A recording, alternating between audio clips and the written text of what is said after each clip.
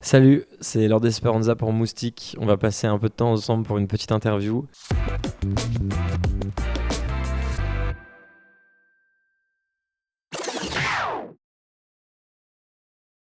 Ouais, c'était un album où je voulais beaucoup plus parler de moi pour la première fois, essayer de parler vraiment sans filtre, raconter des choses sur mon passé, sur mes projections, sur mes craintes, sur l'amour, sur les femmes. J'évoque plein de thématiques universelles, mais avec mon expérience, avec mon histoire. Et c'était important, ouais, parce qu'en plus, il faisait écho à l'EP Drapeau Noir qui était sorti 2 ans avant, qui était un peu la première vraie prise de parole.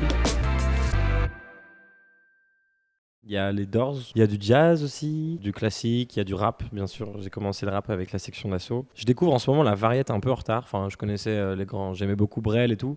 Mais là, je commence à me pencher un peu sur ce qui a été fait.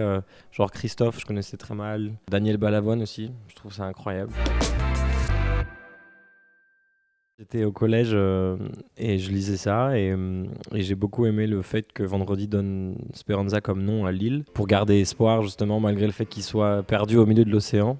Après j'ai rajouté Lord un peu plus tard parce que dans ma musique il y avait un truc un peu bipolaire entre des chansons assez poétiques, romantiques et tout et des trucs plus intenses, plus engagés ou juste plus ego trip. Et je trouvais que le blaze représentait bien cette dualité-là. C'est pour ça. Alors j'ai réfléchi à plusieurs blagues. La première, c'est que j'ai beaucoup la pression. Et la deuxième, non, bah, c'est la troisième année consécutive qu'on organise le festival. On est très heureux, il y a beaucoup de monde. Non, ouais, c'est vraiment une drôle de coïncidence. Et c'est marrant parce que Roméo m'en avait parlé il y a quelques années maintenant. Il fait partie des artistes qui m'ont vraiment donné beaucoup de force. Et avant tout le monde, au tout début. Et il m'avait dit qu'il y avait un festival qu'il avait fait qui portait le même nom. Et donc on vient le faire ici quelques années plus tard. C'est beau, je suis heureux.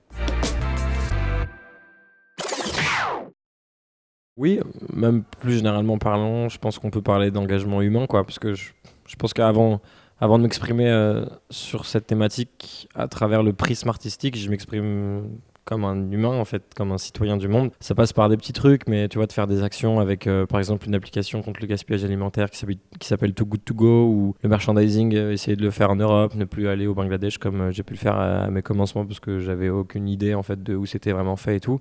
Donc ça commence petit à petit, mais ouais, essayer de se renseigner sur l'origine des produits, quand on peut prendre le train plutôt que l'avion. Enfin, je crois que c'est un mood général qui est omniprésent. On est beaucoup écouté par des gens très jeunes pour la plupart et on est vraiment très pris au sérieux, parfois même érigé au rang de idole, quoi, dans la tête des jeunes et tout. Et donc c'est important de faire en sorte d'avoir des mots qui pèsent et je suis trop content parce que je reçois des témoignages de gens qui me disent que grâce à certaines chansons, après ils vont chercher d'autres trucs et tout. Comme moi en fait, quand j'ai commencé à écouter du rap, j'ai découvert plein de thématiques sur lesquelles je me suis renseigné. Donc en fait, je suis même pas acteur de quoi que ce soit, je suis juste la continuité de ce qu'on m'a inculqué.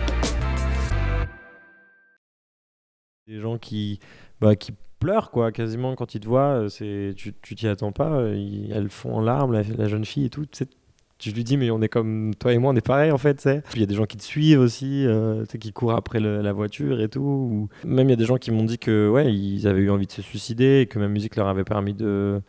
Donc tu te dis ok, je pensais pas du tout en fait avoir ce rôle-là, enfin cet impact-là. Et du coup c'est ça qui fait réfléchir aussi. Et tu te dis ok, j'ai un truc à utiliser. Il faut qu'on aille plus loin que juste dire je suis le meilleur.